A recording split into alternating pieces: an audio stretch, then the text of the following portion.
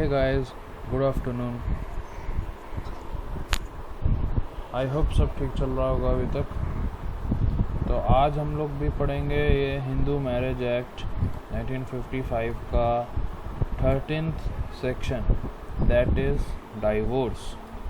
आज हम लोग सिर्फ डाइवोर्स सेक्शन इसका 13A और 13B पढ़ेंगे, ठीक है। चलो स्टार्ट करते हैं। अब ये हम लोग आ जाते हैं सेक्शन 13, डाइवोर्स। डाइवोर्स का मतलब होता है तलाक या फिर सेपरेशन। जैसे हम लोगों ने जुडिशियल सेपरेशन पढ़ा था ना यहाँ पे सेक्शन 10, वैसे ही ये डाइवोर्स है। तो चलो इसको पढ़ते हैं अब। Sub section 1, any marriage solemnised. Solemnised का मतलब कि शादी हो जाना। वेदर बिफोर और after the commencement of this act, शादी हो गई है इस एक्ट के पहले या फिर बाद में on a petition presented by either husband और द वाइफ। पिटीशन मतलब केस फाइल किया गया है बाय हस्बैंड और द वाइफ या हस्बैंड के द्वारा पिटीशन फाइल किया गया है। बी डिसॉल्व कर दिया जाएगा by decree of divorce on the ground that the party. पहला ग्राउंड जिस पे डाइवोर्स मिल सकता है किसी को, हस्बैंड या फिर वाइफ को, या फिर अगर हस्बैंड फाइल कर रहा है तो वाइफ के अगेंस्ट कौन कौन से ग्राउंड्स पे कर सकता है, या फिर वाइस वर्सा। तो देखते हैं, चलिए कंडीशंस क्या है, ग्राउंड्स क्या है। पहला, has after the solemnisation of the marriage, शादी के बाद, हैड वॉलेंटरी सेक्सुअल इंटरकोर्स किया है with any person other than his or her spouse. मतलब अपने बीवी के अलावा किसी और के साथ भी सेक्सुअल इंटरकोर्स किया है। वॉलेंटरी, यहाँ पे वर्ड पे ध्यान दीजिएगा, वॉलेंटरी भी यूज़ किया गया है, अपने इंटेंशनली किया है उसने, ठीक है। अब इसका आई का ए में आते हैं। Has after the solemnisation of the marriage treated the petitioner with cruelty. यहाँ क्रूएल्टी दिया हुआ वर्ड आप लोग के लिए नया वर्ड होगा ये, ठीक है। जैसे देखिए, solemnisation has after the solemnisation of the marriage, इसका मतलब है कि शादी के बाद जिसने पिटिशन किया है, देखिए, treated the petitioner with cruelty. जो ऑपोनेंट, जो जैसे हस्बैंड ने किया है या फिर वाइफ ने किया, मान लो आप हस्बैंड के अगेंस्ट डाइवोर्स के लिए, कि हस्बैंड ने उस वाइफ को क्रूएल्टी के साथ ट्रीट किया है। अब क्रूएल्टी का मतलब ये आता है, अब ध्यान से सुनना, under the Hindu marriage act both husband and wife, under the Hindu marriage act both husband and wife दोनों, इन दोनों को राइट दिया जाता है। Have been given right to get their marriage dissolved. उन दोनों को राइट दिया जाता है, हस्बैंड और वाइफ को, कि अपना शादी को और तोड़ा जा सकता है, डिसॉल्व किया जा सकता है on the ground of divorce. Divorce के ग्राउंड्स, डाइवोर्स में जितना ग्राउंड्स लिखा हुआ है सेक्शन 13 में, जितना ग्राउंड्स लिखा हुआ है उस सब के ग्राउंड के आधारित पे पति पत्नी को डाइवोर्स किया जा सकता है। And more than one ground as enumerated in section 13 of the act, ठीक है। Cruelty and desertion are 2 grounds. देखिए यहाँ पे सेक्शन, ये जो सेक्शन IB है, यहाँ पे लिखा है has deserted the petitioner for a continuous period of not less than 2 years। Desert कर दिया मतलब छोड़ दिया, इंटेंशनली छोड़ दिया, लेफ्ट ओवर कर दिया, वाइफ को लेफ्ट ओवर करके हस्बैंड चला गया कहीं, immediately preceding the presentation of the petition, ठीक है। यहाँ पे क्रूएल्टी मीन्स, क्रूएल्टी का 2 मतलब आ सकता है, एक तो मेंटल भी हो सकता है और फिजिकल भी हो सकता है, ठीक है। देखिए यहाँ पे cruelty has not been defined in the act. Cruelty को इस एक्ट में डिफाइन नहीं किया गया है, but as held by the honourable apex court. ये एक तो बहुत इंपॉर्टेंट केस लॉ मैं आपको बताने जा रहा हूँ, आप चाहो तो नोट डाउन कर सकते हो। वो है विनीता सक्सेना, ठीक है, Vinita Saxena versus Pankaj Pandit. Vinita Saxena versus Pankaj Pandit, reported in 2006 3SCC 783. I am repeating the case law. Vinita Saxena versus Pankaj Pandit reported in 2006 3SCC 783. It is the conduct in relation, या फिर सुनिए, it has been used in relation to human conduct or human behavior. ये case law human relation और human conduct पे base था, ठीक है. Cruelty physical हो सकता है, मेंटल हो सकता है, इंटेंशनल हो सकता है, या फिर अनइंटेंशनल भी हो सकता है. इंटेंशनल और अनइंटेंशनल मतलब कि अपने मतलब मन मुताबिक आप कर रहे हो, जानबूझ के कर रहे हो, तो आपका इंटेंशनल हो जाएगा. अगर गलती से हो गया, बाय मिस्टेक अगर हो गया, अनइंटेंशनल हो जाएगा, ठीक है. There may be cases where the conduct complaint of itself is bad enough और पर्स अनलॉफुल एंड इलीगल, ठीक है. अब हम लोग आते हैं सेकंड केस लॉ, ठीक है. सेकंड केस लॉ है, ये बहुत ही ज़्यादा इंपॉर्टेंट है. आप चाहो तो ये भी नोट डाउन कर सकते हो, बहुत ज़्यादा इंपॉर्टेंट है. हर जितना भी आप एग्ज़ाम्स दोगे उस सब में केस लॉ ज़रूर पूछेगा, ये इंपॉर्टेंट बहुत ज़्यादा है. वो है Savitri Pandey versus Premchand Pandey. I am repeating, Savitri Pandey versus Premchandra Pandey 2002 2 SCC 73. Apex court made the following observation. जिस कोर्ट में ये फाइल केस किया गया था, पिटिशन किया गया था, उस कोर्ट का ऑब्जर्वेशन मैं आपको बताने जा रहा हूँ, ठीक है. वो है treating the petitioner with cruelty is a ground for divorce. अगर पिटिशनर को क्रूएल्टी की तरह ट्रीट करोगे तो वो ग्राउंड हो जाएगा, डाइवोर्स का ग्राउंड हो जाएगा अंडर सेक्शन 13IA. IA का मतलब हो गया आपका ये वाला, ठीक है. उसके बाद cruelty has not defined in section act. मैंने आपको पहले ही बोला कि ये क्रूएल्टी जो वर्ड मैंने आपको बताया, इधर क्रूएल्टी जो है इस सेक्शन में आपको डिफाइन नहीं किया जाएगा, डिफाइन नहीं किया गया है. Cruelty consist of acts which are dangerous of life, मतलब लाइफ जानलेवा हो सकता है. क्रूएल्टी जो है ये जानलेवा भी हो सकता है, ठीक है. लेम और हेल्थ के लिए भी पूरा एकदम हेल्थ के लिए डेंजरस है, लाइफ के लिए डेंजरस है, लिम्ब के लिए डेंजरस है, हर एक चीज़ के लिए डेंजरस है. अब cruelty for the purpose of the act means where one spouse has so treated the other, मतलब हस्बैंड ने वाइफ को क्रूएल्टी के साथ ट्रीट किया है and manifested such feelings towards her or him as to have inflicted bodily or injury भी हो सकता है उसके थ्रू. क्रूएल्टी अगर दिखाए तो इंजरी भी हो सकता है, हार्मफुल भी हो सकता है वो सब चीज़. मेंटल क्रूएल्टी में भी फिजिकल और मेंटल, जैसे मैंने आपको पहले ही बताया. मेंटल क्रूएल्टी ये सब जो मैंने अभी पहले आपको बताया ये सब तो फिजिकल क्रूएल्टी. अब मैं आपको बताने जा रहा हूँ mental cruelty. Mental cruelty is the conduct of other spouse which causes mental suffering और फियर, मतलब डर पैदा हो सकता है, मेंटल सफरिंग हो सकता है टू द मैट्रिमोनियल लाइफ. शादीशुदा जीवन में आपका जितना भी डर हो सकता है, मेंटल सफरिंग हो सकता है, वो सब हो सकता है mental cruelty. Cruelty therefore postulates a treatment of the petitioner with such cruelty as to cause a reasonable apprehension in his or her mind that it would be harmful for मतलब जो पिटिशनर जो है, जो सफ़र कर रहा है, जैसे कि हस्बैंड ट्रीट कर रहा है क्रूएल्टी के साथ, मेंटल क्रूएल्टी दे रहा है अपने वाइफ को, तो वाइफ के दिमाग में वैसा फिट हो सकता है कि उसके जान को खतरा हो सकता है अगर इसके साथ रहें तो.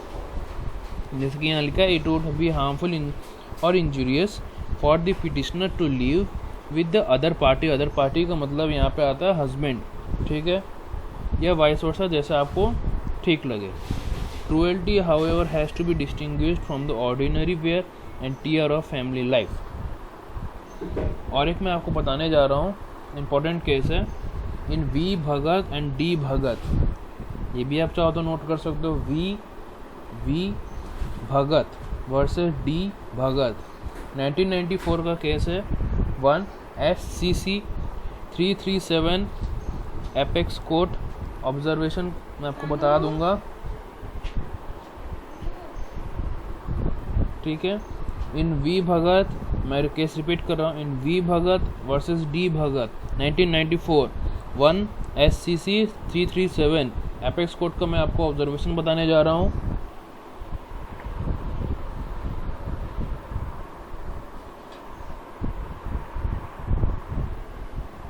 इसमें मेंटल क्रूएल्टी आपको बताया जाएगा, जो सेक्शन 13I में आपको बताया गया है। ये जो मेंटल सेक्शन 13I IA, इसमें क्रूएल्टी का मैंने आपको दो तरह का बोला, एक तो फिजिकल होता है, एक तो मेंटल होता है। तो वही चीज़, तो आपको मेंटल क्रूएल्टी बताऊंगा मैं इसमें।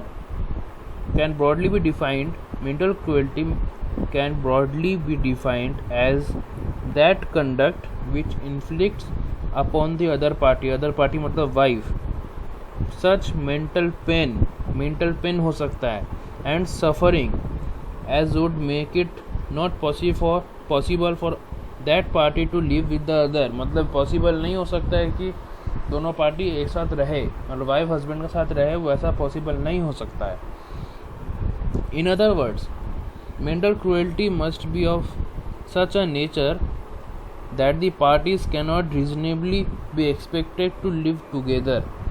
The situation must be such that the wronged party cannot reasonably be asked to put up with such conduct and continue to live with the other party.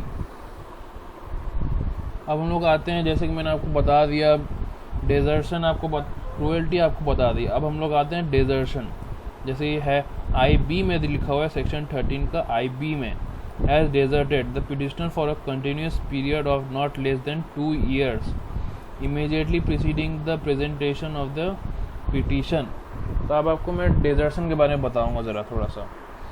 Desertion to constitute a ground for judicial separation और divorce.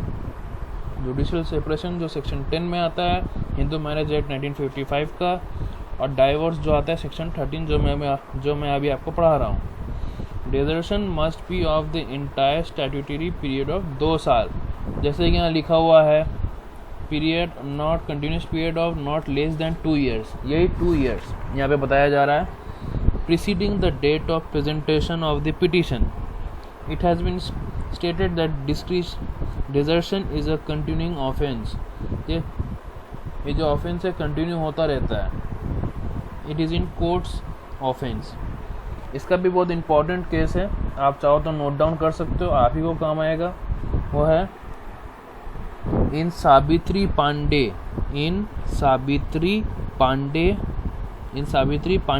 Pandey versus Premchand Pandey. Honorable Apex Court has explained desertion and relevant para is as follow. Desertion, अब desertion का मतलब इस case के हिसाब से बताया जा रहा है। Savitri Pandey versus Premchand Pandey honourable apex court ने जो बताया, desertion का मतलब वो मैं अब आपको बताने जा रहा हूँ। Desertion for the purpose of seeking divorce under the act means the intentional, permanent forsaking and abandonment of one spouse by the other without that other's consent, मतलब एक को abandon कर दिया हुआ, मतलब कि हस्बैंड ने वाइफ को abandon कर दिया without her consent and without any reasonable cause. In other words, it is a total repudiation of the obligations of the marriage. शादी का जो ड्यूटी होता है पति पत्नी को साथ में रहने का, वो जिसको उसने तोड़ा, ड्यूटी को तोड़ा, उसने ड्यूटी को डिसओबे किया, ठीक है। Desertion is not the withdrawal from a place, desertion place से विड्रॉल करने का नहीं है, but from a state of thing से विड्रॉल करने का है। Desertion therefore means withdrawing from the matrimonial obligation. Desertion का मतलब ये होता है कि मैट्रिमोनियल ऑब्लिगेशन मतलब हुआ कि मैट्रिमोनियल ड्यूटीज़ जो है उससे वो दूर भाग रहा है, उसको छोड़ दे रहा है, उसको ओबे नहीं कर रहा, वो फॉलो नहीं कर रहा रूल्स को।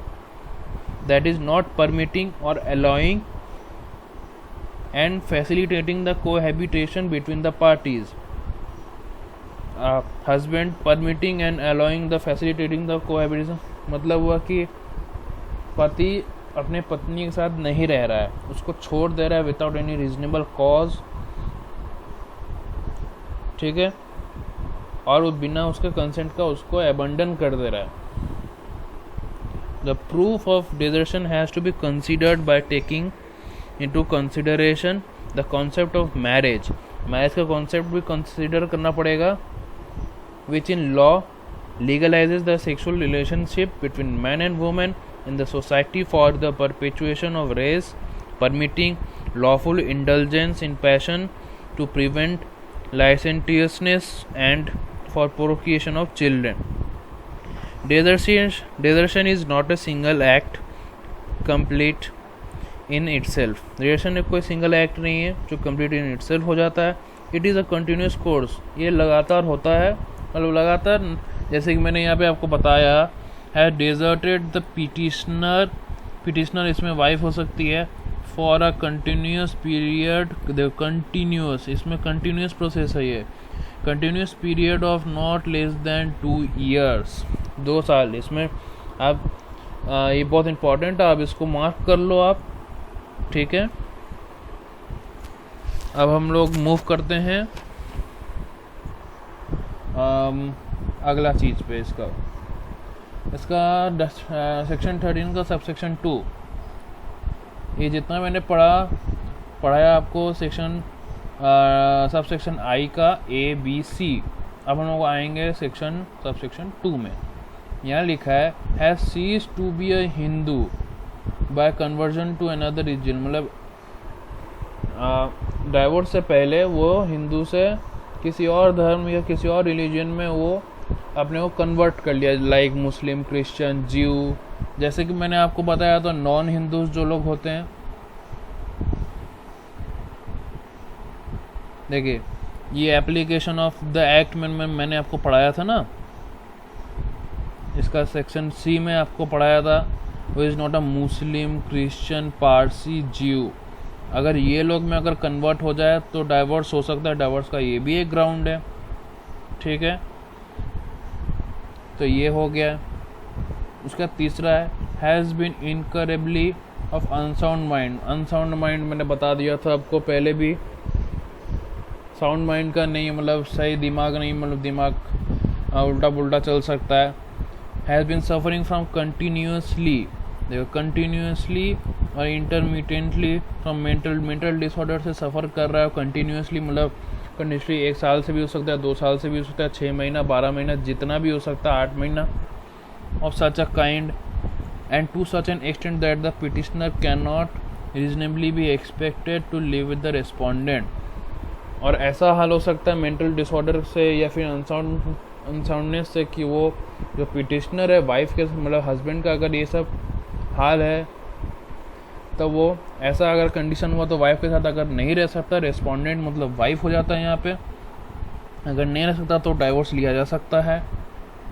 अब यहाँ पे in this clause explanation A, the expression mental disorder means mental illness, arrested or incomplete development of mind. Incomplete development of mind का मतलब हुआ कि ठीक से डेवलपमेंट नहीं हुआ है माइंड का, सही से डेवलपमेंट नहीं हो रहा है. साइकोपैथिक डिसऑर्डर मतलब थोड़ा पागल भी हो सकता है, इंसेन भी हो सकता है वो कभी कर दूसरे टाइम पे. Any other disorder or disability of mind and includes schizophrenia बी में आते हैं. द एक्सप्रेशन साइकोपैथिक डिसऑर्डर जो यहाँ पे मेंशन किया गया है, psychopathic disorder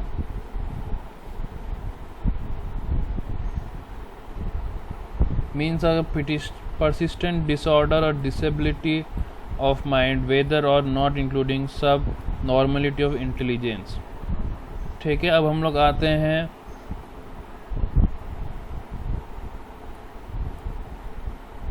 section 4. Has been suffering from a violent और incurable form of leprosy. Leprosy का कोई वायरल फॉर्म है जो ट्रांसफ़र हो सकता है. 5 has been suffering from venereal disease in a communicable form, ये भी कम्युनिकेट हो सकता है, जैसे कि cold and cough and cold जो कम्युनिकेबल डिजीज़ है वैसा कोई disease venereal disease. 6th point है has renounced the world by entering any religious order, मतलब संत में चला गया, संन्यास ले लिया है, अपना दुनिया छोड़ के सन्यासी जीवन में चला गया है। 7वां है has been not heard being alive for a period of 7 साल, मतलब 7 साल से वो उसका कोई खबर नहीं है तो उसको मान लिया जाएगा कि वो मर गया है, तब जाके उससे डाइवोर्स लिया जा सकता है। जैसे कि आप लोग देख सकते हो यहाँ पे एक्सप्लेनेशन में दिया हुआ है, in this subsection the expression desertion means the desertion of the petitioner, मतलब पिटिशनर मतलब वाइफ हो सकती है, हस्बैंड हो सकता है, जो भी आपको मानना है, बाय द अदर पार्टी, मतलब अगर वाइफ अगर पिटिशनर है तो अदर पार्टी हस्बैंड हो जाएगा, और vice versa. To the marriage without reasonable cause desert कर दिया, उसको छोड़ दिया, अबैंडन कर दिया, without the consent of against the wish of such party includes wilfully neglect कर दिया है of the petitioner by the other party to the marriage, and its grammatical variations and cognate expression shall be construed accordingly. Subsection 2 wife का case आता है, वो मैंने अभी जितना ही ऊपर बताया हस्बैंड का मतलब मेल का था, वाइफ का आता है। वाइफ में also present a petition for the dissolution of her marriage by decree of divorce on the following grounds. पहला आता है In the case of any marriage solemnized before the commencement of this act, इस act के पहले जो शादी हुई है, that the husband had married again before such commencement of, इस शादी से पहले एक और शादी हस्बैंड ने किया है, और that any other wife of the husband married, wife ने किसी और से शादी किया है, before such commencement was alive at the time of solemnization of the marriage of the petitioner, तभी वाइफ डाइवोर्स ले सकती है। ठीक है, अब मैं आपको बताने वाला हूँ कि ये सेक्शन 13A और सेक्शन 13B जो है ये आपको अब नेक्स्ट वीडियो में मैं बताऊँगा। ठीक है, तब तक के लिए अगर कोई डाउट आता है सब चीज़ में सेक्शन 13 में, अगर आपको कोई भी डाउट कोई भी क्वेश्चन अगर आपको आ रहा है तो आप प्लीज़ कमेंट सेक्शन में आप हमको मैसेज कर दो, मैं उसके लिए अलग वीडियो बनाऊंगा। और लाइक शेयर सब्सक्राइब ज़रूर कीजिएगा, बेल आइकन ज़रूर दबाइएगा अगर आपको लेटेस्ट वीडियोज़ आपको अगर देखने हैं तो।